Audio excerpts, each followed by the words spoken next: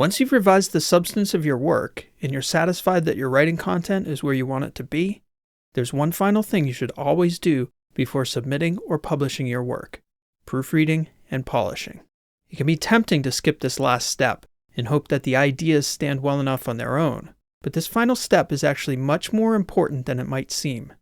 Surveys of employees and employers have shown that a majority do make judgments about the professionalism of work, or more specifically the lack of it, when writing contains clear and obvious typos and errors. And it's easy to understand why. Your writing does stand in as a representation of your thinking. Writing is one of the key ways you present yourself to others in professional and academic contexts.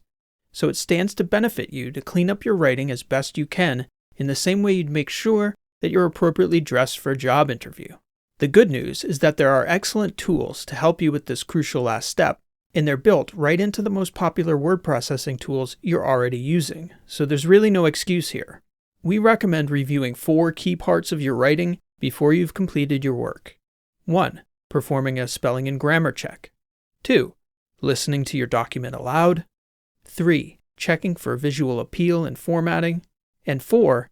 Reviewing citations and reference pages for consistency. Let's take a quick look at each step. The spelling and grammar check. The first tool you're probably well familiar with. If you haven't already made a habit of spell checking everything you write, start now. We talked to quite a few instructors and professors about teaching writing, and when students turn in work with obvious spelling and grammar errors that a quick once-over with the spell checker would correct, it frustrates them to no end. And it gives them the impression that you don't care, and that's not really true. After all, if students didn't care, they wouldn't turn in anything to begin with. When I've asked students about this, the answer I usually get is that they just forget. So don't forget. Use the spell check every time. If you care enough to write the paper, why not take a few extra minutes to let your reader know that you care about the details? And a fringe benefit of using the spelling and grammar tool every time is that you get better at spelling and grammar. Most of this time, this tool identifies only the areas you get wrong or need to double check. And after a few times using it, if you pay attention, you'll begin to catch the differences between your, and its, and maybe even begin to get a sense for where you absolutely must put your commas. 2. Listen. Use the read aloud feature. This next tool I can't recommend highly enough. Microsoft Word has this feature built into it under the Review tab.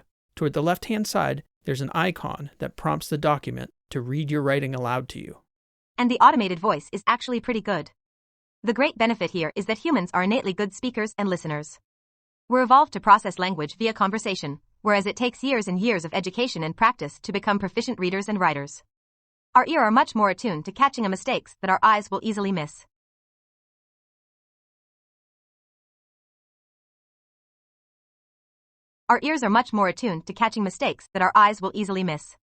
And some that the spelling and grammar check miss too. Things like missing or incorrect words, the wrong word or a singular instead of a plural, your ears will catch these things.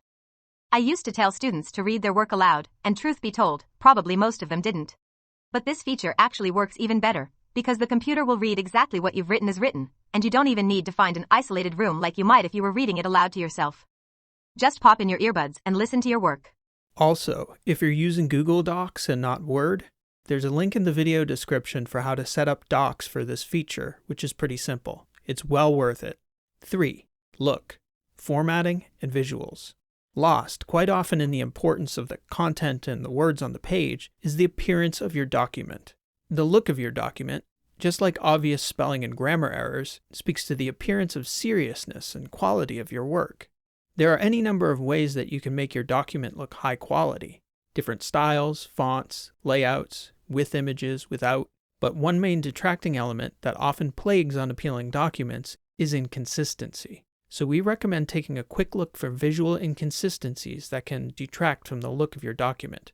Things like inconsistent fonts or font sizes. This can be an issue, particularly if you're copying and pasting from other documents into your own. Unless you have a clear plan and purpose for multiple fonts or sizes, it's almost always appropriate to use one and stick with it. Make sure your headings are all the same size and typeface. Usually headings are slightly bigger than your normal font, and sometimes use bold, underline, or italic texts. Unless you have a particular style guide you're following, all are okay, but pick one and stick to it. And when polishing your document, always have a quick look to make sure they're consistent.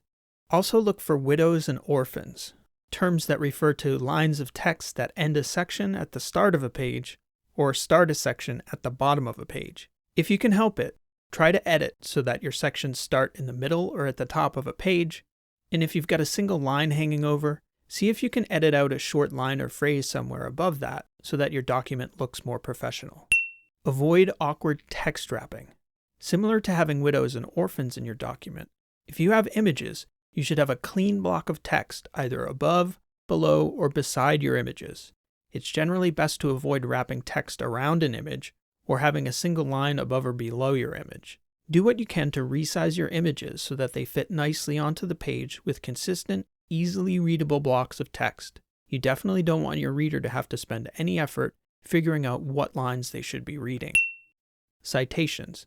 Check for completeness and punctuation. In academic and some professional writing, citations are extremely important. Often, the number and quality of your citations speak to the quality of the work you're doing. Similarly to other visual elements of your document, consistency is key. Have a quick look through your document to make sure you've been consistent with the citation style you're using and that you're formatting each citation consistently. Similarly, your references page should be clean, consistent, and use a single font of a single size. It should be easy to read and easy to locate each source you reference in your work, no matter the citation scheme you're using. And that's it.